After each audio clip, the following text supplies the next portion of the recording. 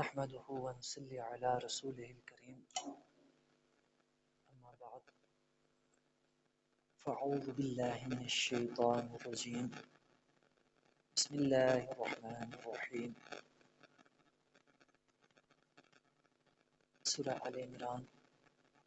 آیت نمبر 152 152 وَلَقَدْ صَدَقَكُمُ اللَّهُ وَعْدَهُ إِذْ تَحُسُّونَهُم بِإِذْنِهِ حَتَّى إِذَا فَشِلْتُمْ وَتَنَازَعْتُمْ فِي الْأَمْرِ وَعَصَيْتُمْ مِنْ بَعْدِ مَا أَرَاكُمْ مَا تُحِبُّونَ مِنْكُمْ مَنْ يُرِيدُ الدُّنْيَا وَمِنْكُمْ مَنْ يُرِيدُ الْآخِرَةَ ثُمَّ صَرَفَكُمْ عَنْهُمْ لِيَبْتَلِيَكُمْ وَلَقَدْ عَفَا عَنْكُمْ وَاللَّهُ ذُو فَضْلٍ عَلَى الْمُؤْمِنِينَ إِذْ تُسْعِدُونَ وَلَا تَلْوُونَ عَلَى أَحَدٍ وَالرَّسُولُ يَدْعُوكُمْ فِي أُخْرَاكُمْ فَأَصَابَكُمْ غَمًّا بِغَمٍّ لِكَيْ لَا تَحْزَنُوا عَلَى مَا فَاتَكُمْ وَلَا مَا أَصَابَكُمْ وَاللَّهُ خَبِيرٌ بِمَا تَعْمَلُونَ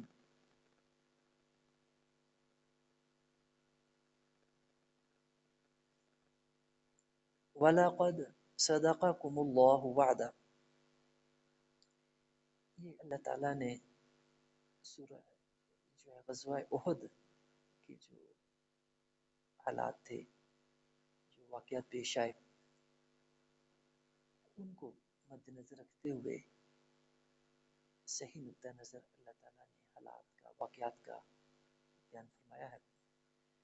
اور جو مسلمانوں کے اندر کمی کمزوریاں تھیں ان کی اصلاح فرمائی ہے اور اس میں بھی وہی مضمون جو پچھلی نشستوں میں چلا آ رہا تھا حب الدنیا کراہیت الموت اور قانون ابتلا کا انہی چیزوں کی وضاحت اللہ تعالیٰ نے غزوہ احد کے تناظر میں کی ہے اور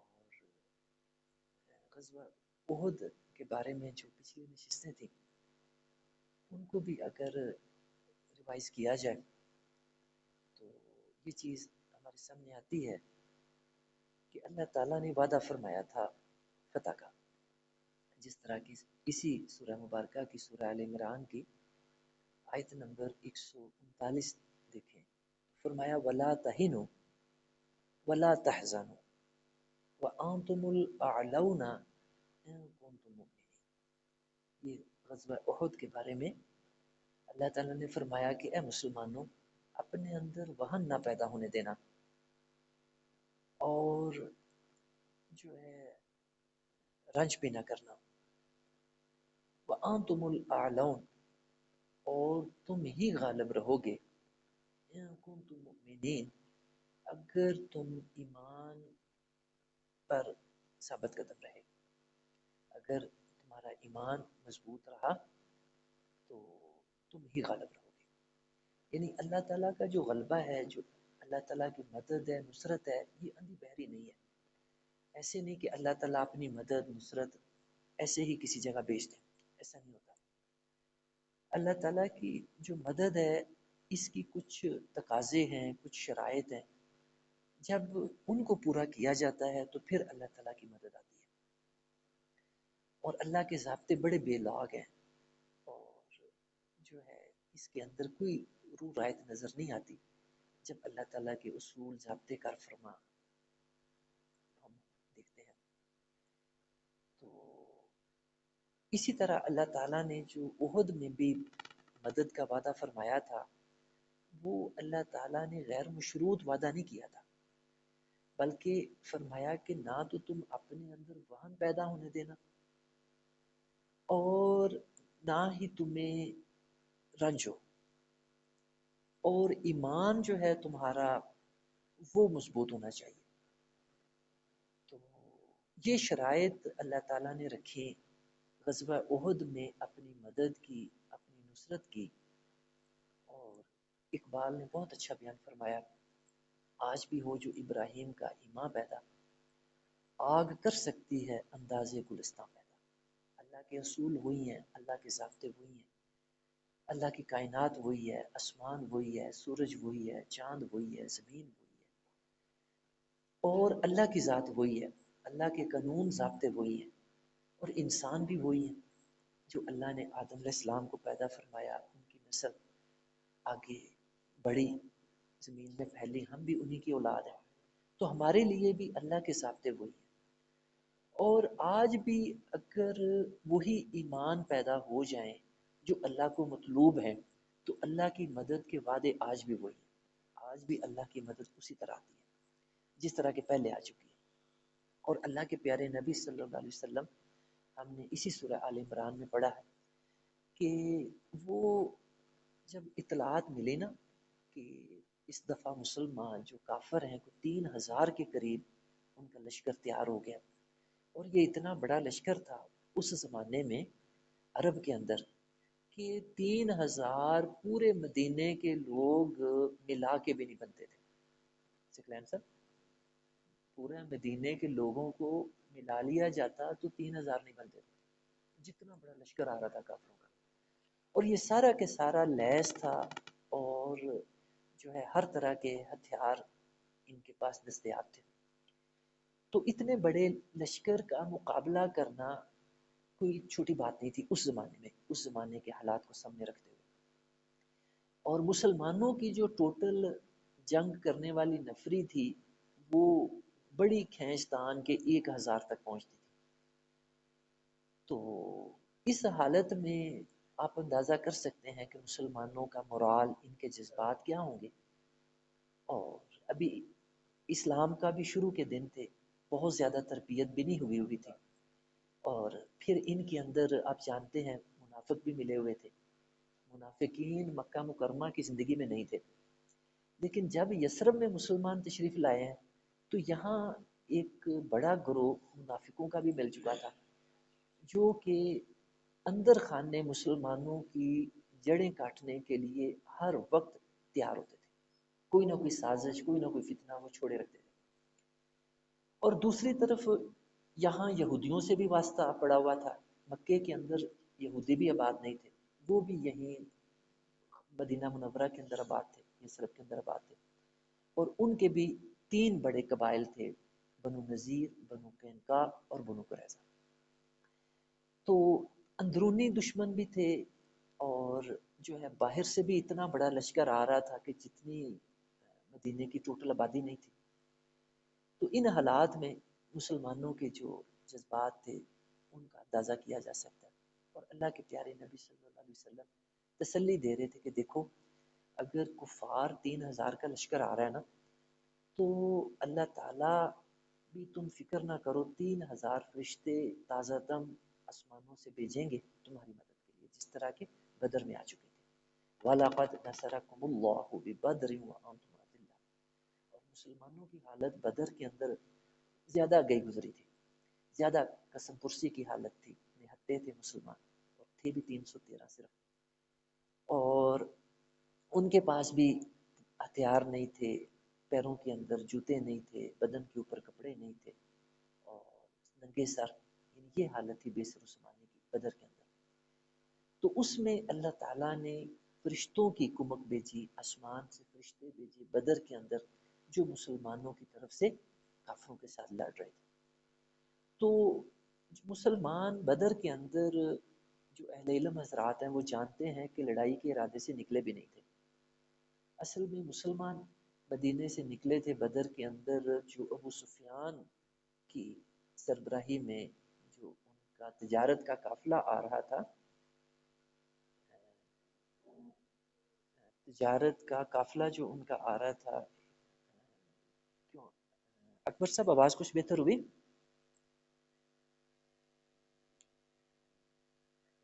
اکبر صاحب آواز بہتر ہوئی؟ اب کائنڈلی جو ہے اپڈیٹ کیجیے گا اگر ابھی بھی آواز ٹھیک نہیں آ رہی۔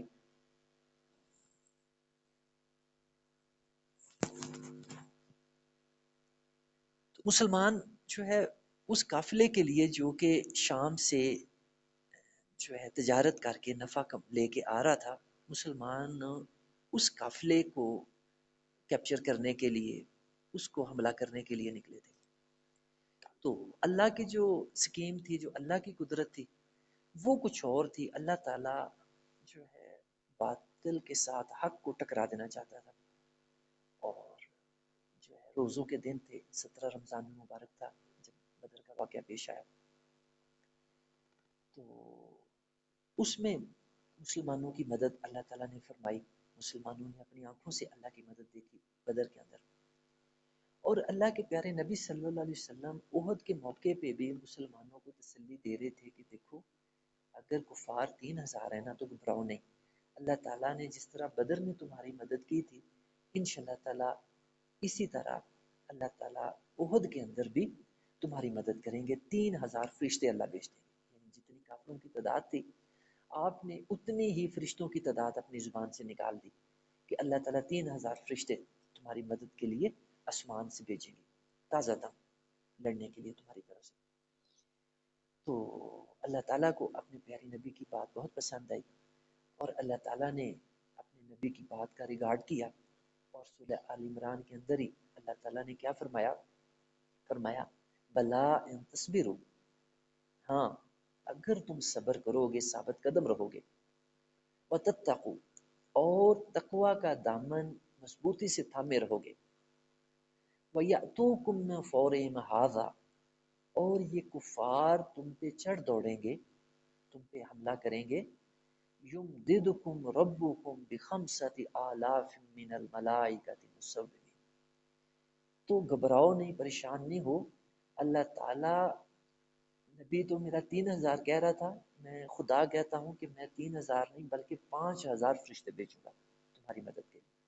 اور وہ بھی عام فرشتے نہیں ہوں گے بلکہ خاص ٹرینڈ ہوں گے لڑائی میں، اور اللہ کے فرشتے ہوں اور خاص تربیت یافتہ ہوں، آسمانوں سے اللہ اتارے تو کتنی بڑی طاقت ہوگی۔ لیکن اللہ تعالیٰ نے یہ جو مدد کا وعدہ فرمایا، یہ انکنڈیشنل نہیں تھا، غیر مشروط نہیں تھا، اس کے تقاضے تھے۔ ایک تو ثابت قدمی کا تقاضا تھا، بلا ان تصبر، کہ تمہارے اندر ثابت قدمی ہونی چاہیے۔ صبر کا مطلب ہوتا ہے ثابت قدم ہونا، کسی چیز پہ ڈٹے رہنا، اڑے رہنا، قائم رہنا کسی چیز پہ، اس کو کہتے ہیں صبر۔ وتتقوا، دوسرا اللہ کا مطالبہ تھا تقوی کا۔ یہ دو مطالبے اللہ تعالیٰ نے رکھے تھے، صبر اور تقوی، ثابت قدمی اور تقوی۔ فرمایا کہ اگر یہ دو صفتیں تمہارے اندر مسلمانوں رہیں تو پھر تم گھبراؤ نہیں، میں 3000 کی بجائے 5000 فرشتے بھیجوں گا آسمانوں سے تمہاری مدد کے لیے دنیا کے اندر، جو آگے تمہارے ساتھ کافروں کے خلاف لڑیں گے۔ اب اللہ کے پیارے نبی صلی اللہ علیہ وسلم نے یہ خوشخبری پڑھ کے بھی مسلمانوں کو سنائی، اللہ کا کلام پڑھ کے سنایا کہ دیکھو، میں نے تو 3000 کہا تھا، اللہ تعالیٰ تو 5000 کا کہہ رہا ہے، اور خاص فرشتے۔ اللہ کے فرشتے تو اتنے طاقتور ہیں کہ یہ جو زمین پہ اللہ کے اتنے فرشتے پائے جاتے ہیں ہر وقت، اللہ ان میں سے کسی ایک کو اشارہ کر دیتا تو وہی کافروں کے لیے کافی تھا، مسلمانوں کے ساتھ لڑنے کے لیے، مدد کے لیے وہی کافی تھا۔ لیکن اللہ تعالیٰ نے خاص جو ٹرینڈ ریزرو فوج تھی اللہ کے پاس فرشتوں کی لڑائی کے لیے، ان کا وعدہ فرمایا۔ تو یہ وعدے اللہ تعالیٰ نے کیے، اللہ کے نبی نے مسلمانوں سے وعدے کیے، تو مسلمانوں کا morale اپ ہوا، بلند ہوا، اور ان کو حوصلہ ہوا۔ پہلے تجربہ بھی ہو چکا تھا بدر کے اندر اللہ کی مدد کا۔ تو اب اللہ کے نبی صلی اللہ علیہ وسلم نے صف بندی کی۔ اس کے لیے پہلے آپ نے مدینہ منورہ سے، یہ میں تفصیل اس لیے بتا رہا ہوں کہ جب تک یہ تفصیل سامنے نہیں ہوگی ان آیات کی سمجھ نہیں آ سکے گی کہ ان آیات کا صحیح مطلب کیا ہے، تو اس تفصیل کا پتہ ہونا ضروری ہے۔ تو اللہ کے پیارے نبی صلی اللہ علیہ وسلم نے مدینے کے اندر مسلمانوں کو جمع فرمایا اور مشاورت کی۔ اللہ کے نبی صلی اللہ علیہ وسلم کا معمول تھا جب بھی کوئی اہم معاملہ ہوتا تھا تو آپ مسلمانوں سے مشورہ کرتے ہوتے تھے، یہ اللہ کا حکم بھی تھا آپ کے لیے، وَشَاوِرْهُمْ فِي الْأَمْرِ، کہ آپ کو اپنے صحابہ سے، اپنے ساتھیوں سے مشورہ کیا کریں جب بھی کوئی اہم معاملہ درپیش ہو۔ تو مشورے کے لیے آپ نے صحابہ اکرام کو بلایا۔ آپ نے پوچھا کہ اس طرح اطلاعات آ رہی ہیں مکے سے کہ مکے کے کافر حملہ کرنے کی تیاریاں کر رہے ہیں مدینے پہ، تو بتائیں ہماری کیا اسٹریٹجی ہونی چاہیے، ہماری کیا حکمت عملی ہونی چاہیے؟ تو جو تو تھے تجربہ کار لوگ، بڑے لوگ، سینئر لوگ، اور مہاجرین کی بھی جو عام رائے تھی وہ یہی تھی کہ اے اللہ کے نبی، ہماری تعداد تھوڑی ہے اور خاص ہمارے پاس تیاری بھی نہیں ہے لڑنے کی، تو ہم باہر نہیں نکلتے، ہم مدینے کے اندر رہ کے نا ہم ان کا سامنا کرتے ہیں کہ چلو اپنا گھر بار ہے، وسائل ہمارے پاس ہیں، اور جو ہے ہمیں سہولت ہوگی، یہاں پہ آسانی ہوگی۔ اور عورتوں کو، بچوں کو یہ فیصلہ ہوا کہ جو مدینے کے باہر قلعے تھے مسلمانوں کے، ان کے اندر بیچ دیتے اور ان کی حفاظت کے لیے کچھ صحابہ کرام کی ذمہ داری لگ جائے گی، اور باقی جو لڑنے والے حضرات ہیں وہ مدینے کے اندر رہ کے تو کافروں کا مقابلہ کرتے ہیں۔ تو دوسری طرف جو نوجوان تھے، اور خاص طور پہ وہ نوجوان جو بدر کی لڑائی میں شامل نہیں ہو سکے تھے، ان کے اندر بڑا جوش تھا، جذبہ تھا لڑائی کا، اور وہ جو ہے جان قربان کرنا چاہتے تھے، شہادت حاصل کرنا چاہتے تھے، لڑنا چاہتے تھے، جس طرح کی جوانی کے اندر جذبات ہوتے ہیں۔ تو انہوں نے اصرار کیا کہ یا حضرت، ہمیں باہر نکل کے لڑنا چاہیے، کہ جو ہے ہمیں اندر مدینے میں نہیں بلکہ باہر نکلنا چاہیے، باہر نکل کے کافروں سے لڑنا چاہیے۔ تو اللہ کے نبی صلی اللہ علیہ وسلم کو اللہ کا کرنا ایسا کہ یہ جو نوجوانوں کی رائے تھی نا، یہ آپ کو پسند آئی، ان کا اصرار بھی زیادہ تھا، یہ زیادہ پرجوش تھے، تو آپ نے ان کی بات کو جو ہے ترجیح دی، اور آپ اپنے گھر تشریف لے گئے، اور جو لڑائی کا لباس ہوتا ہے پرانے زمانے میں وہ پہن کے تو آپ باہر تشریف لے آئے۔ تو اب جب آپ زرہ پہن کے باہر آئے تو ان حضرات کو احساس ہوا کہ ہم نے اللہ کے نبی کو جس طرح کے مجبور کر دیا اپنی رائے پہ عمل کرنے کے لیے، چاہیے تو یہ تھا کہ ہم اپنی رائے پیش کر دیتے کہ یا حضرت ہماری یہ رائے ہے، باقی آپ جیسے بہتر دیکھیں، لیکن انہوں نے کچھ اتنا اصرار کیا، اور ان کو اب اپنی غلطی کا کچھ احساس ہونے لگ گیا کہ ہم نے جس طرح کچھ غلط کیا، تو انہوں نے دوبارہ درخواست کی کہ یا حضرت ہمیں ایسے لگ رہا ہے کہ جس طرح ہم نے آپ کو مجبور کر دیا باہر نکلنے کے لیے، تو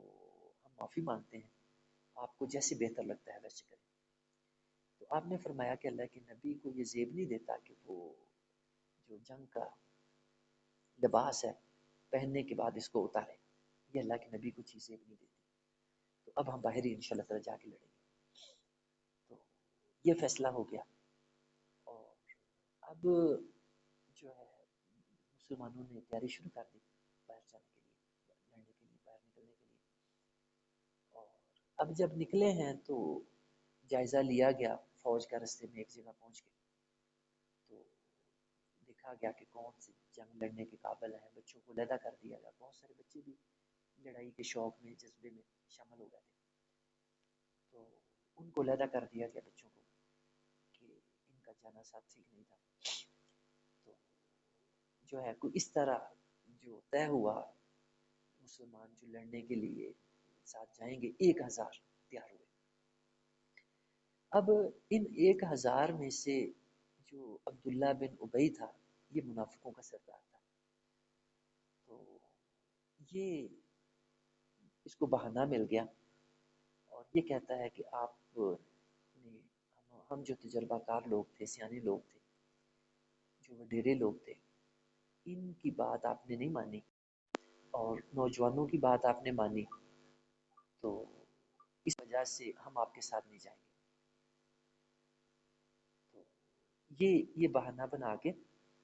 تو یہ علیحدہ ہو گیا، اپنے 300 جو منافق تھے ان کو یہ علیحدہ کر کے تو پیچھے لے آیا، مدینے میں واپس لے آیا۔ تو اس سے مسلمانوں کے حوصلے اور پست ہوئے، خاص طور پہ جو کمزور ایمان کے لوگ تھے ان پہ زیادہ اثر اس کا پڑا، اور بنو اوس اور بنو خزرج میں سے 2 جو خاندان تھے وہ تو اتنے متاثر ہوئے کہ انہوں نے بھی واپس جانے کا ارادہ کر لیا کہ ہم بھی نہیں لڑیں گے، گھر سے واپس جاتے ہیں۔ اس کا ذکر پچھلی آیات میں گزر چکا ہے۔ تو اللہ کے نبی صلی اللہ علیہ وسلم نے یہ صورتحال دیکھی تو آپ نے مسلمانوں کو تسلی دی کہ تم جو ہے گھبراؤ نہیں، اللہ ہمارے ساتھ ہے، تو اللہ تعالیٰ ہماری مدد کریں گے، تو تعداد کی پرواہ نہ کرو۔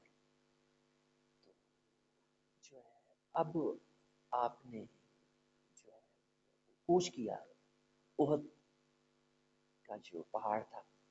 یہ مدینہ منورہ سے کوئی 2-3 کلومیٹر کے فاصلے پہ، تو تین 3.5 کلومیٹر کا اس کا فاصلہ بن جاتا ہے۔ تو جو ہے مسلمانوں نے وہاں جا کے پڑاؤ ڈالا اور کچھ اس طرح سے صف بندی کی کہ یہ شمال کی جانب تھا، جو احد پہاڑ ہے مدینہ منورہ سے شمال کی جانب تھا، نارتھ کی طرف تھا۔ تو آپ نے پہاڑ کو بیک پہ رکھا، پشت پہ رکھا فوجوں کی، اور جو ہے آپ نے اس طرح سے صف بندی کی، مسلمانوں کی صفیں بنائی لڑنے کے لیے، اور پھر آپ نے 50 تیر انداز ان کو آپ نے متعین فرمایا احد پہاڑ کے درے پر، احد کی گھاٹی پر 50 تیر انداز صحابہ آپ نے متعین فرمائے، اور ان کی ڈیوٹی یہ لگائی کہ ہمیں فتح ہو یا شکست ہو، آپ نے اس گھاٹی کو نہیں چھوڑنا، آپ نے یہاں سے نہیں ہلنا، اس کو خالی نہیں کرنا، آپ نے اپنے مورچوں پہ بیٹھے رہنا، یہ تاکید فرمائی آپ نے۔ تو اب جنگ شروع ہوئی، اور جنگ شروع ہوئی تو اللہ تعالیٰ کے وہی وعدے جو اللہ نے کیے تھے مسلمانوں سے، اللہ کے نبی نے وعدے کیے تھے مدد کے اللہ کی فرشتوں کی، تو وہ پیش آئے۔ وَلَقَدْ صَدَقَكُمُ اللَّهُ، یہی مطلب ہے اس آیت مبارکہ کا کہ اللہ نے تم سے کیا ہوئے اپنے وعدے کو سچا کیا، اللہ نے تم سے کیے ہوئے وعدے کو، وعدہ ہو اپنے وعدے کو سچا کیا۔ کیسے سچا کیا؟ کہ مسلمانوں کو غلبہ حاصل ہوا، جب جنگ شروع ہوئی نا احد کی، تو مسلمانوں کو فتح حاصل ہوئی، اور مسلمانوں نے کافروں کو طے طے کرنا شروع کر دیا۔ اس تحسونہ، جب تم ان کو طے طے کر رہے تھے، ان کا صفایا کر رہے تھے، ان کو ملیہ میٹ کر رہے تھے، ان کو قتل کر رہے تھے، اس تحسونہ بِإِذْنِ، اور یہ اللہ کی مدد سے، اللہ کی نصرت سے، اللہ کے حکم سے، اذن سے تھا۔ تو یہ تو جنگ کا آغاز تھا، جس میں وہی ہوا جیسے کہ اللہ کے نبی نے کہا تھا، اللہ نے کہا تھا، وعدے کیے تھے مسلمانوں سے، مسلمانوں کو فتح حاصل ہوئی۔ پھر کیا ہوا؟ حَتَّى إِذَا فَشِلْتُمْ وَتَنَازَعْتُمْ فِي الْأَمْرِ وَعَصَيْتُمْ مِنْ بَعْدِ مَا أَرَاكُمْ مَا تُحِبُّونَ، وہی بات سامنے آئی کہ مسلمانوں نے اپنے اندر کمزوری خود ہی پیدا کر لی، حتیٰ یہاں تک کہ اذا فشلتم، تم خود ہی ڈھیلے پڑ گئے، خود ہی کمزور پڑ گئے، وتنازعتم فی الامر، اور تم امر کے اندر تنازع کرنے لگ گئے، تم نے اللہ کے نبی کے حکم کو متنازع بنا دیا، یعنی آپ نے حکم دیا تھا نا 50 تیر اندازوں کو کہ آپ لوگوں نے اس درے کو، اس گھاٹی کو نہیں چھوڑنا، ہمیں شکست ہو یا فتح ہو، تم نے اپنے مورچوں میں جو ہے بیٹھے رہنا، ان کو نہیں خالی نہیں چھوڑنا، یہیں پہ رہنا۔ تو جب شروع میں کافروں کا خوب قتل و غارت ہوئی ان کی، اور مسلمانوں کو فتح ہوئی، کافروں نے بھاگنا شروع کر دیا، تو اب جب مسلمانوں نے دیکھا کہ یہ تو اللہ کی مدد آ گئی، اللہ کے وعدے، اللہ کے نبی کے کیے ہوئے وعدے سچے ثابت ہو گئے، تو ہمیں فتح ہو گئی، انہوں نے جو ہے کافروں کا پیچھا کرنے کی بجائے، ان کو تحقیق مزید کرنے کی بجائے، انہوں نے جو مال غنیمت تھا، جو چیزیں تھی، ان کو اکٹھے کرنا شروع کر دیا۔ انہوں نے سمجھا کہ بس اب جتنا ہم نے لڑنا تھا لڑ لیا، اب مزید کافروں کا پیچھا کرنے کی ضرورت نہیں ہے، ان کو مارنے کی ضرورت نہیں ہے، ٹھیک ہے بھاگ رہے ہیں تو بھاگ جائیں، اب بس چیزیں اکٹھی کرو جو مل گئی۔ اب وہ جو 50 تیر انداز تھے جن کو اللہ کے نبی نے احد کی گھاٹی میں متعین فرمایا تھا، مورچے قائم کیا تھا، انہوں نے اللہ کے نبی کے حکم کو متنازع بنا دیا۔ کچھ کہنے لگے کہ اللہ کے نبی کا حکم بس اس وقت تک کے لیے تھا جب تک کہ فتح نہ ہو جائے، اب فتح ہو گئی ہے تو اب یہاں بیٹھنے کا کیا فائدہ۔ تو اللہ کے نبی کو تو اندازہ تھا کہ ہم احد پہاڑ کو بیک پہ رکھ کے لڑ رہے ہیں، تو اگر ہم نے اس بیک کو چھوڑ دیا تو پیچھے سے کافر آ جائیں گے، حملہ کر دیں گے دوبارہ سے۔ تو آپ نے اسی لیے تاکید کی تھی کہ اس درے کو خالی نہیں چھوڑنا۔ لیکن ان میں جو ہے جو کمزور ایمان کے لوگ تھے اور اس نقطہ نظر کے حامل لوگ تھے کہ اب ہمیں بھی پیچھے نہیں رہنا چاہیے، جو بھی مال غنیمت ہاتھ آتا ہے ہمیں بھی اکٹھا کرنا چاہیے، ہم کیوں پیچھے رہیں۔ اور وہ اس وقت ایسا وقت تھا کہ ابھی مال غنیمت کے بارے میں اللہ کے احکام نہیں نازل ہوئے تھے۔ اس زمانے میں یہ ہوتا تھا کہ جس کے ہاتھ جو آ گیا وہ اسی کا ہو جاتا تھا، یعنی اس وقت مال غنیمت کا کوئی سسٹم نہیں تھا اکٹھے کرنے کا، تقسیم کرنے کا، بلکہ یہ طریقہ تھا جس طرح پہلے سے زمانہ جاہلیت سے چلا آ رہا تھا کہ جس کے ہاتھ جو چیز آ جاتی تھی وہ اسی کی ہو جاتی تھی۔ تو اب یہ چیز بھی ایک بڑا انسینٹو تھا۔ انہوں نے کہا کہ باقی لوگ مال اکٹھا کر رہے ہیں تو ہم کیوں پیچھے رہے، ہم بھی اکٹھا کرتے ہیں۔ تو وہ جو امیر تھے ان 50 تیر اندازوں پہ نبی علیہ السلام نے جو امیر متعین کیے تھے، انہوں نے بہت سمجھانے کی کوشش کی کہ دیکھو نہیں، اللہ کے نبی کا حکم تھا ہم نے اس درے کو خالی نہیں چھوڑنا، تو لہٰذا تم لوگ، میں تمہارا امیر ہوں، میرا کہنا مانو اور اللہ کے نبی کا کہنا مانو اور یہی ہمارے ساتھ بیٹھے رہو، اس کو چھوڑ کے نہ جاؤ۔ لیکن چند ایک لوگوں نے بس ان امیر صاحب کی بات مانی اور باقی جو اکثریت تھی وہ درہ خالی کر کے تو ادھر مال غنیمت اکٹھا کرنے کے لیے آ گئی نیچے میدان کے اندر۔ اب جو ہے کفار جو کہ احد سے شکست کھا کے بھاگ رہے تھے، ان کے میمنہ پر ان کا جو رائٹ ونگ تھا فوج کا، اس کے سپہ سالار تھے حضرت خالد بن ولید۔ تو وہ میدان جنگ کے بڑے ماہر تھے اور زندگی ان کی بھی جنگوں کے اندر گزری تھی، لڑائی کے اندر گزری تھی۔ تو انہوں نے اس کو بھانپ لیا کہ یہ جو درہ ہے یہ خالی ہو گیا اور اس میں اب بس برائے نام چند ایک لوگ رہ گئے ہیں جن کو کنٹرول کرنا اور جن کو قابو کرنا مشکل نہیں ہے۔ تو انہوں نے کافروں کے سواروں کا دستہ اپنے ساتھ لیا اور احد کا پیچھے سے چکر کاٹ کے تو اسی گھاٹی کی طرف سے، اسی درے کی طرف سے، وہ پہلے تو یہ جو چند ایک تیر انداز رہ گئے تھے ان کے امیر اور چند ایک ان کے ساتھی جو قائم تھے ان کے حکم پر، اللہ کے نبی کے حکم پر، پہلے تو انہوں نے ان کو شہید کیا، انہوں نے اللہ کی راہ میں جان دے دی، شہادت حاصل کر لی۔ اور یہ مسلمان کے لیے بہت بڑا اعزاز ہے، شہادت کا مل جانا مسلمان کے لیے بہت بڑا اعزاز ہے۔ تو ان کو یہ بہت بڑا اعزاز شہادت کا مل گیا احد کے اندر۔ تو اب ان کو شہید کرنے کے بعد یہ حضرات اب مسلمانوں پہ حملہ ہو گیا۔ ایک تو ادھر بیک سے خالد بن ولید کی قیادت میں سوار جو تھے کافروں کے، انہوں نے حملہ کیا، اور پھر جو ہے دوسری طرف سے جو کفار بھاگے جا رہے تھے وہ لوٹے ہیں۔ انہوں نے جب دیکھا کہ مسلمان تو اب مال اکٹھے کرنے میں لگ گئے ہیں، جنگ کے درمیان ہمارا جو بچا ہوا تھا، تو انہوں نے بھی پیچھے پلٹا کھایا اور ادھر سے یہ ان کا جو سوار دستہ تھا وہ بیک سے گھاٹی سے آ گیا، پہنچ گیا۔ تو ان دونوں دستوں کے درمیان، دو طرفہ حملے کے درمیان جو مسلمان تھے وہ محصور ہو کے رہ گئے، پس کے رہ گئے، اور اتنا اچانک ان کا حملہ تھا کہ بالکل بدحواس ہو گئے، ان کو کوئی ہوش نہیں کہ ہم نے کیا کرنا ہے کیا نہیں کرنا۔ اور اتنی بدحواسی کا عالم تھا کہ حضرت حذیفہ کے والد حضرت یمان رضی اللہ تعالیٰ عنہ، مسلمان آپس میں ہی ایک دوسرے کو مارنے لگ گئے، اتنی بدحواسی کا عالم پیدا ہوا۔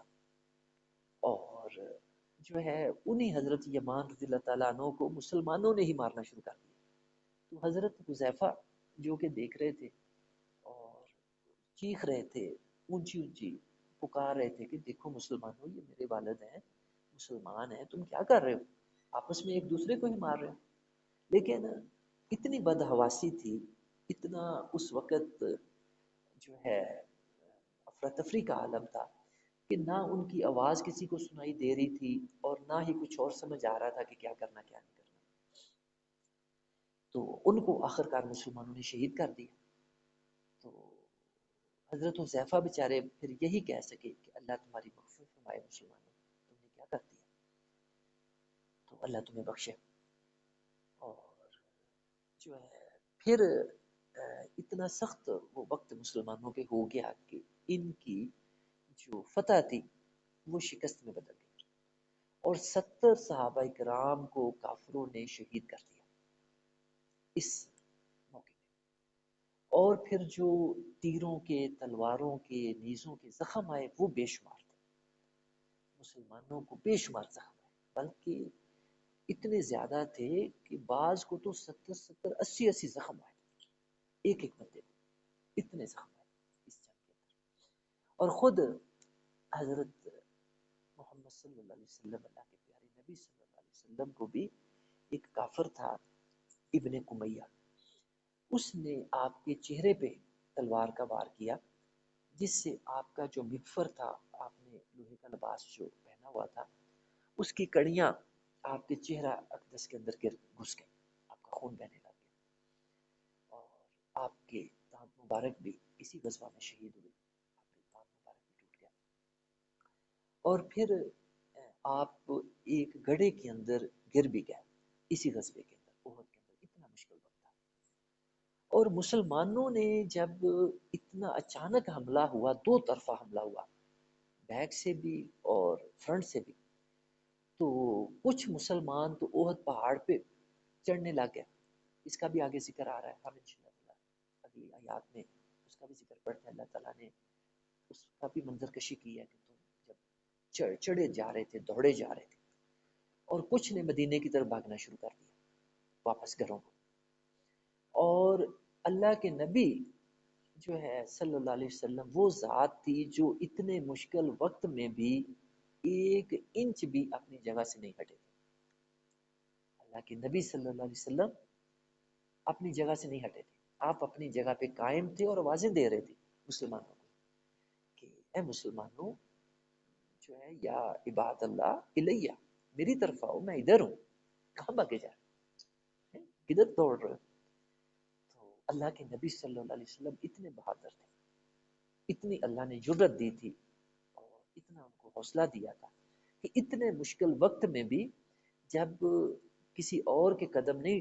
جم رہے، کوئی واپس بھاگ رہا ہے، کوئی اوپر جو ہے بھاگے جا رہا ہے، کوئی جدھر منہ ہے ادھر ہی بھاگے جا رہا ہے، اللہ کے نبی اپنے مقام پہ کھڑے آوازیں دے رہے کہ آؤ میں ادھر ہوں، میں اپنی جگہ پہ کھڑا ہوں، آؤ میری طرف. تو جو ہے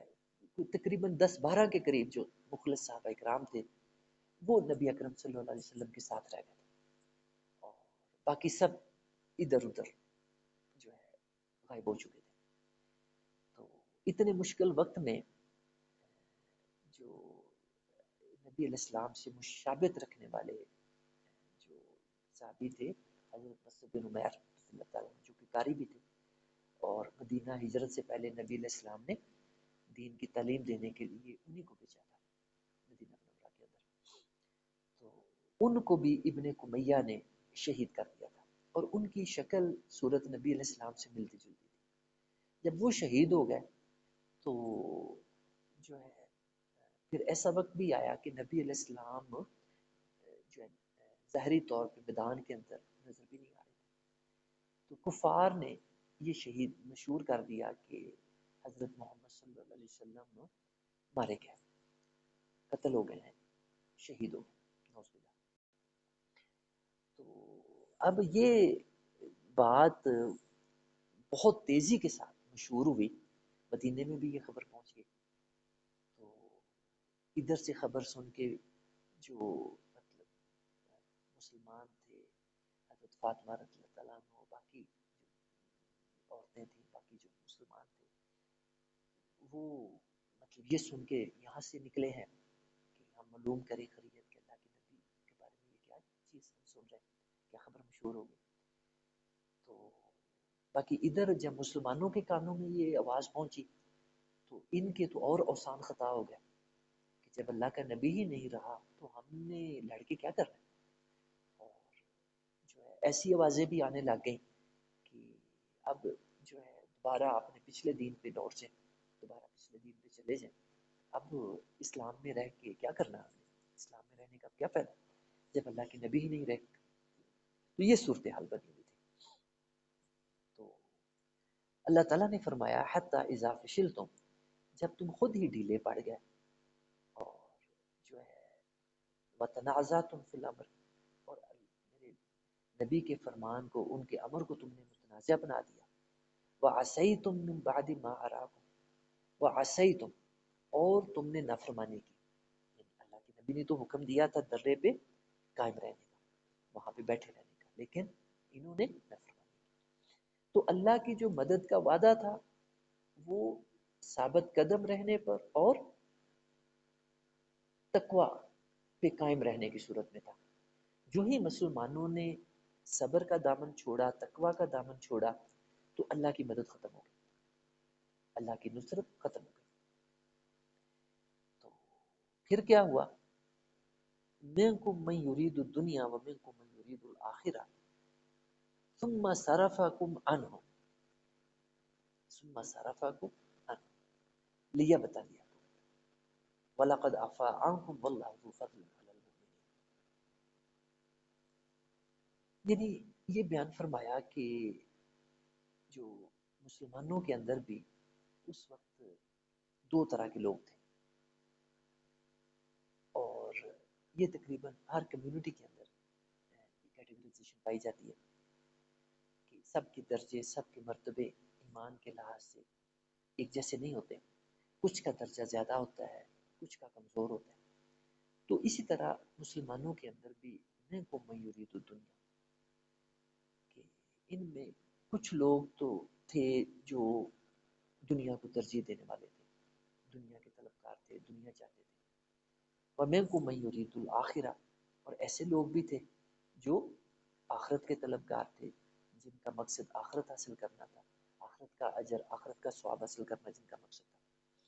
دونوں طرح کے لوگ دنیا میں پائے جا رہے تھے. اور یہ وہی بات ہے جس طرح میں نے جو ہے پچھلی نشستوں میں ذکر کیا تھا، اور آج شروع میں ہی میں نے ذکر کیا تھا کہ آج کی آیات میں بھی وہی مضمون حب الدنیا کا ہمیں ملے گا. تو وہی حب الدنیا کا مضمون، منکم من یرید الدنیا، کہ دنیا کی محبت یہ بہت بڑی ابتلا ہے، بہت بڑی آزمائش ہے. اور جو ہے میں نے اس حدیث مبارکہ کا ذکر بھی فرمایا تھا کہ اللہ کے نبی صلی اللہ علیہ وسلم نے فرمایا تھا کہ مجھے اپنے بعد تمہارے بارے میں یہ ڈر نہیں ہے کہ تم شرک میں مبتلا ہو جاؤ گے، بلکہ فرمایا مجھے یہ ڈر ہے کہ تم دنیا میں پڑ جاؤ. تو یہ جو دنیا کی محبت ہے یہ بہت بڑا فتنہ ہے، بہت بڑی آزمائش ہے. تو اس وقت بھی اسی چیز کا جو ہے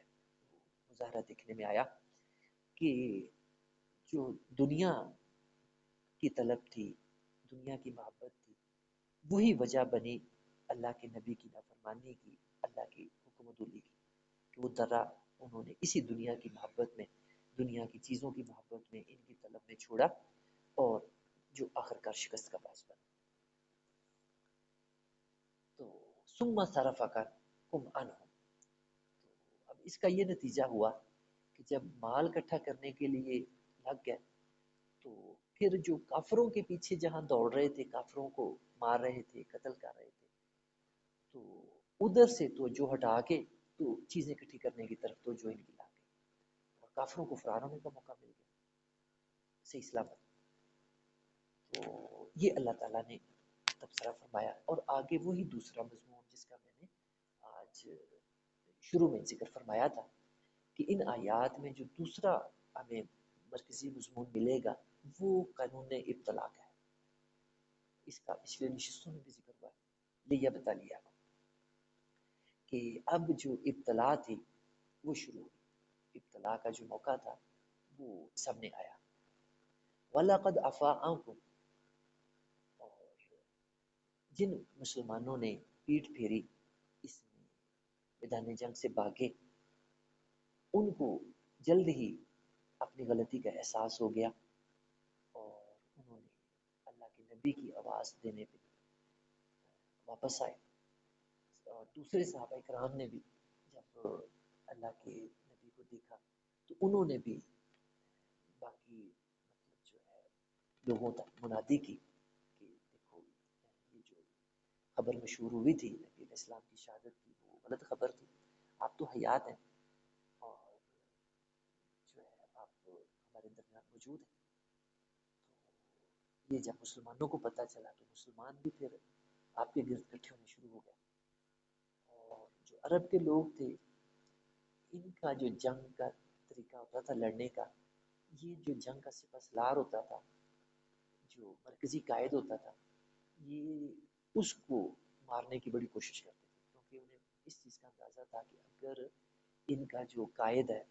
جو ان کا سپہ سالار ہے، اگر ہم اس کو مارنے میں کامیاب ہو گئے تو باقی ساری فوج بھاگ جائے گی، اس کے قدم نہیں جمتے۔ تو ان کا بھی جو فوکس تھا اللہ کے پیارے نبی صلی اللہ علیہ وسلم کو نعوذ باللہ شہید کرنے پہ تھا۔ تو وہ بڑا سخت وقت تھا جب کفار نے بھی، جب اللہ کے پیارے نبی صلی اللہ علیہ وسلم کا پتہ چلا کہ حیات ہیں، تو انہوں نے بھی پھر جو ہے تیزی سے اسی طرف کا رخ کیا کہ آپ کو شہید کر سکیں۔ تو جن مسلمانوں کے قدم اکھڑ گئے اور جو ہے میدان جنگ سے انہوں نے مطلب جو ہے راہ فرار اختیار کی، وہاں سے بھاگے، ان کو جلد ہی اپنی غلطی کا احساس ہو گیا اور انہوں نے واپس لوٹے۔ اللہ کے نبی کی آواز دینے پہ صحابہ اکرام نے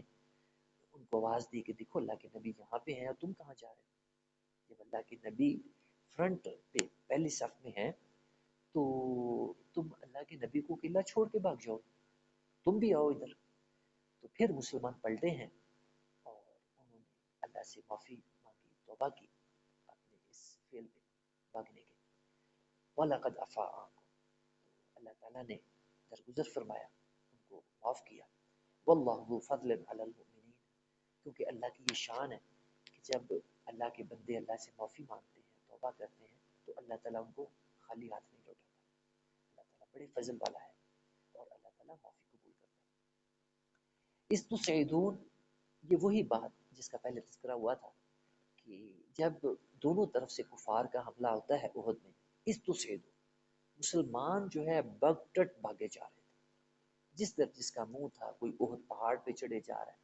جس کا جدھر کو منہ ہے ادھر بھاگ رہا ہے، کچھ واپس مدینے کو بھاگ رہے ہیں۔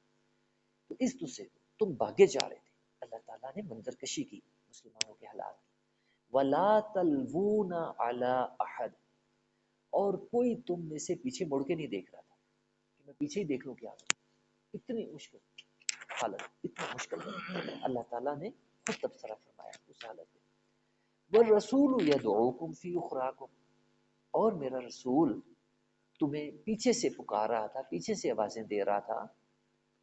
کہ دیکھو میں تو ادھر ہوں، تم کہاں جا رہے؟ تو جو ہے فَأَصَابَكُمْ غَمًّا بِغَمٍّ، بس اس وقت تمہیں غم پر غم پہنچا، غم پہ غم پہنچا، بہت سارے غم جمع ہو گئے تھے۔ ایک تو غم شکست کا کہ کہاں فتح مل رہی تھی اور مال غنیمت ہاتھ آ رہا تھا، کتنی خوشی تھی۔ تو دوسری طرف شکست بدل گئی، کتنے مسلمان شہید ہوئے، 70 مسلمان شہید ہوئے احد کے اندر، ان کا غم۔ پھر اللہ کے پیارے نبی کو زخم آئے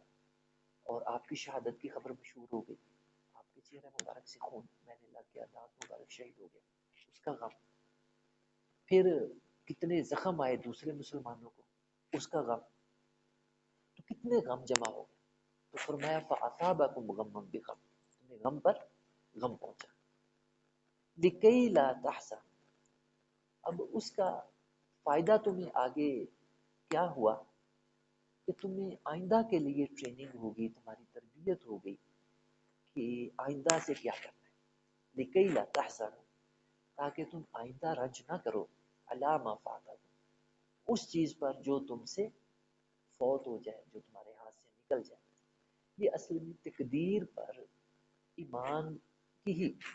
اللہ تعالیٰ نے دعوت دی ہے کہ ہمارا تقدیر پر ایمان ہے، جو ہمارے ایمان کا لازمی حصہ ہے کہ بری اور اچھی جو بھی حالت پیش آتی ہے، ہمارا ایمان ہے کہ وہ پہلے سے لکھی ہوئی ہے، جو بھی ہم پہ حالت آتی ہے وہ پہلے سے اللہ کے ہاں لکھا ہوا ہے۔ تو اب جب پہلے سے لکھا ہوا ہے، ہو گیا ہے، تو اب اس پہ رنج کیا کرنا؟ اللہ کے پاس پہلے سے ایک چیز لکھی ہوئی ہے اور وہ واقع ہوتی ہے، پیش آتی ہے، تو اس پہ رنج کرنے کا کیا فائدہ، پریشان ہونے کا کیا فائدہ؟ تو جو ہے یہ سبق حاصل ہوا اس سے، لکی لا تحزنوا، تاکہ آئندہ تم رنج نہ کیا کرو، علی ما فاتکم، جو چیز گم ہو جائے، تم سے نکل جائے ہاتھ سے، ولا ما اصابکم، اور نہ ہی جو تمہیں مصیبت پیش آئے اس پہ تم رنج کرو، کیونکہ کوئی بھی جو مصیبت آتی ہے وہی میں نے جس کا قانون ابتلا کا حوالہ دیا تھا اس کے تحت آتی ہے۔ اب جب ابتلا پیش آتی ہے تو اس میں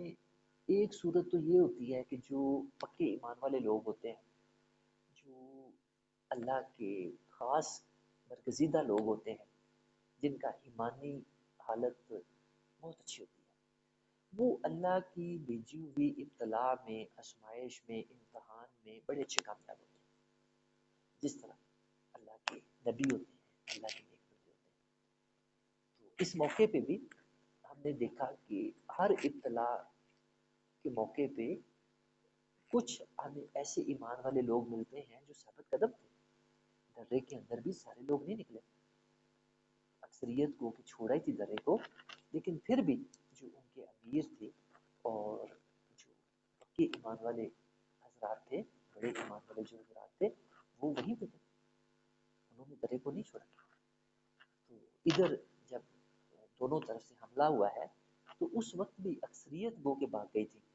لیکن پھر بھی 10-12 کے قریب صحابہ کرام ایسے تھے جنہوں نے نبی علیہ السلام کا ساتھ نہیں چھوڑا، آپ کے ساتھ۔ تو جو ہے ایسے لوگ موجود ہوتے ہیں جو کہ اللہ کی بھیجی ہوئی ابتلا میں اپنے ایمان کی مضبوطی کی وجہ سے کامیاب ہوتے ہیں، تو ان کو پھر اللہ تعالیٰ اپنے انعامات سے نوازتا ہے۔ دوسری طرح کے لوگ یہ ہوتے ہیں کہ جو ابتلا میں جو ہے وہ کامیابی نہیں حاصل کر پاتے، اس طرح سے ابتلا میں کامیاب نہیں ہوتے جس طرح کے پہلے درجے کے لوگ ہوتے ہیں، ان کے اندر کمی کمزوریاں پائی جاتی ہیں جو کہ اطلاع آنے پہ کھل کے سامنے آ جاتی ہیں۔ تو وہ کیا کرتے ہیں، ان کو احساس ہو جاتا ہے کہ ہمارے اندر یہ کمی کمزوریاں پائی جا رہی ہیں، تو وہ جو ہے ان کی اصلاح کر لیتے ہیں، توبہ طائب ہوتے ہیں، تو جو ہے آئندہ کے لیے وہ اپنے ایمان کے اندر زیادہ بہتر ہو جاتے ہیں، مضبوط ہو جاتے ہیں، اور جب ایسی دوبارہ صورتحال بنتی ہے تو وہ کمی کمزوریاں ان کی ٹھیک ہو چکی ہوتی ہیں جو پہلے دفعہ سامنے آئی تھی۔ تو تیسری طرح کے لوگ ہوتے ہیں جو کہ اطلاع آنے پہ فیل ہو جاتے ہیں، وہ جو ہے مطلب یہ بھی نہیں سمجھ پاتے کہ ہماری کمی کمزوریاں تھیں جن کو ہم نے ٹھیک کرنا ہے، تو وہ بجائے صحیح ہونے کے مزید خراب ہو جاتے ہیں، بگڑ جاتے ہیں، جس طرح منافقین کا حال تھا کہ منافقین وہ اپنے نفاق کے اندر اور پکے ہو گئے کہ یہ تو بہت اچھا ہوا کہ دیکھو ہم نہیں کہتے تھے کہ نہ جاؤ باہر، ہم سیانے لوگ تھے، سمجھدار لوگ تھے، تجربہ کار لوگ تھے، اور انہوں نے ہماری نہیں مانی، تو اب دیکھو کہ ان کو خوب مزہ چکھنا پڑا، جا کے ہماری مان لیتے تو یہ مرنے سے بچ جاتے، اتنے زخم کھانے سے بچ جاتے، شکست کھانے سے بچ جاتے، اتنا نقصان کرنے سے بچ جاتے۔ تو یہ جو کیٹیگری ہوتی ہے یہ اطلاع آنے پہ اور زیادہ ڈاؤن چلی جاتی ہے، یہ اور خرابی کے اندر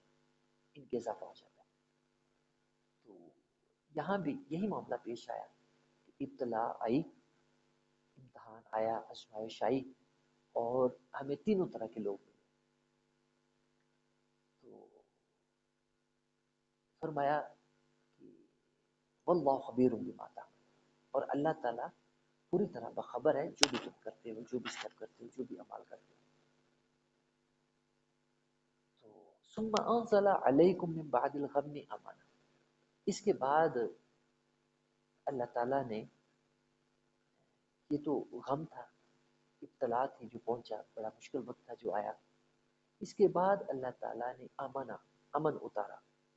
امن کا مطلب سکون، چین، آرام، اور اس کی وضاحت فرمائی وہ سکون، چین، امن کیا تھا؟ نعاسا، اونگ تھی، نیند آ گئی جو مسلمانوں کو، یغشا طائفۃ منہم، جس نے کہ ڈھانپ لیا، جو طاری ہو گئی تم میں سے ایک طائفہ، طائفہ کہتے ہیں چھوٹے گروہ کو، تو جو ہے یعنی جو تو مسلمان ایمان کے اندر بہت اچھی حالت میں تھے، تو ان کو تو دل کو سکون تھا، اطمینان تھا، ہر موقع پہ، ہر مرحلے پہ وہ اللہ کے شکر گزار تھے کہ اللہ نے ان کو ایمان کی دولت دی، اللہ تعالیٰ نے ان کو دین کی دولت دی، نبی کی جو ہے صحبت سے سرفراز فرمایا، وہ تو اللہ کے بڑے شکر گزار تھے۔ تو ایسے ہی لوگ تھے کہ جن کو مطلب اس واقعے کے کچھ ہی ٹائم کے بعد نیند نے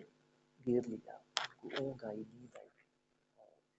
بڑی اچھی آرام کی نیند انہوں نے پوری کی۔ تو جو دوسری طرح کے لوگ تھے جن کے ایمان کمزور تھے، وطائفۃ قد اہمتہم انفسہم، ان کو تو جو ہے اپنی جانوں کی پڑی ہوئی تھی، اپنی جانوں کی فکر لاحق تھی کہ کہیں ابھی کافر دوبارہ پلٹ کے نہ آ جائیں، اور جو ہے ابھی دوبارہ کہیں سے کوئی چھپے ہوئے نہ ہوں، کوئی اور آفت نہ آ جائے، مختلف طرح کے گمان برے برے ان کو گھیرے ہوئے تھے۔ تو میں اس لیے کہا کرتا ہوں کہ یہ جو ایمان ہے اس کا آخرت میں تو فائدہ ہمیں ہونا ہی ہونا ہے، لیکن جس بندے کا جتنا مضبوط ایمان ہوتا ہے اس کو اس دنیا کی زندگی میں بھی اس ایمان کا بڑا فائدہ ہوتا ہے، اس دنیا کے اندر۔ تو یہی لوگ دیکھو ہمارے سامنے یہی مثال ہے کہ جن کے ایمان مضبوط تھے ان کو اتنے سخت مرحلے کے بعد اتنی بڑی جنگ اور اتنا اس میں نقصان ہوا، اتنی جانیں گئیں، اتنے زخم آئے، لیکن ایمان ان کے مضبوط تھے، وہ خوش تھے کہ ہم نے کتنا اچھا کام کیا اللہ کی راہ میں، ہمیں زخم آئے، ہمیں شہادت حاصل ہوئی، ہمارے بھائیوں کو، ہمارے ساتھیوں کو، اور ہمیں زخم آئے، ہمیں تو جو ہے یہ اللہ کی مہربانی ہے کہ ہمیں موقع ملا اللہ کی راہ میں کچھ زخم اٹھانے کا، کچھ تکلیف اٹھانے کا، اور کچھ مشقت کرنے کا، وہ تو بڑے خوش تھے، اللہ کا شکر ادا کر رہے تھے۔ تو ایسے لوگ ان پہ تھوڑی دیر بعد ہی ان کو نیند آ گئی، نواس، اونگ نے ان کو گھیر لیا۔ وَطَائِفَةٌ قَدْ أَهَمَّتْهُمْ أَنفُسُهُمْ، اور جو کمزور ایمان کے لوگ تھے وہ مختلف طرح کے وہموں میں، مختلف طرح کے وسوسوں میں گرے ہوئے، یظنون باللہ غیر الحق، تو اللہ کے بارے میں بڑے بڑے گمان برے برے کر رہے کہ دیکھو اللہ کہاں کہہ رہا تھا کہ میں 5,000 فرشتے بھیجوں گا، میں یہ کروں گا، میں وہ کروں گا، تو اب دیکھو کہاں گیا وہ اللہ، کہاں گئے وہ باتیں اللہ کی، وہ وعدے، وہ مدد، نصرت کہاں گئی؟ یعنی اللہ کے بارے میں اتنی بری بری باتیں یہ کمزور ایمان کے لوگ کر رہے ہیں۔ ظن الجاہلیہ، اللہ نے کہا کہ وہی جاہلیت والی بات جو کہ ان کو زیب نہیں دیتی تھی کرنے۔ یقولون، اور ایسے بھی لوگ تھے جو اپنی زبانوں سے کہہ رہے تھے حل لنا من الامر من شیء، کہ دیکھو کہ یہ ہمیں بھی کچھ سمجھتے ہیں بلا، یعنی جو ان کے جی کرتا ہے کرتے ہیں، جو مرضی میں آتا ہے کرتے ہیں، ہمیں تو یہ کچھ سمجھتے نہیں۔ تو یخفون فی انفسہم ما لا یبدون لک، کہ اصل میں وہ اپنے دلوں میں جو باتیں چھپائے ہوئے تھے وہ زبان پہ نہیں لا رہے تھے، ان کے دلوں میں کچھ اور چھپا ہوا تھا۔ دلوں میں کیا چھپا ہوا تھا؟ یقولون لو کان لنا من الامر شیء ما قتلنا ہاہنا، یعنی زبانوں سے تو یہ کہہ رہے تھے کہ لو کان لنا من الامر شیء، کہ اگر کچھ ہمیں بھی اہمیت دی جاتی، کچھ فیصلہ سازی میں ہماری بھی پوزیشن ہوتی، تو آج یہ دن نہ دیکھنا پڑتا، یہاں ہمارے اتنے ساتھی قتل نہ ہوتے، کہ ہماری بات نہ ماننے کی وجہ سے جو یہ بھاگ کے آ گیا ادھر باہر لڑنے کے لیے، تو پھر ان کو یہی کچھ ہونا تھا۔ یہ منافقین کا گروہ تھا جو ایسی باتیں کر رہا تھا۔ تو اب جو ہے تیسری چیز جس کا میں نے شروع میں ذکر فرمایا تھا کہ تیسری چیز کراہیت الموت ہے، یعنی جو وہن کے اسباب میں سے ہے، حب الدنیا و کراہیت الموت، کل بھی میں نے اس حدیث مبارکہ کو بیان کیا تھا۔ تو اب اسی کا اللہ تعالیٰ نے جو ہے ذکر فرمایا کہ جو یہ لوگ موت سے اتنا ڈر رہے ہیں، موت کو اتنی بری چیز سمجھ رہے ہیں، فرمایا یہ ان کے خیالات ٹھیک نہیں کہ اللہ کی راہ میں موت آ جانی لیکن بہت بڑے احساس کی بات ہے،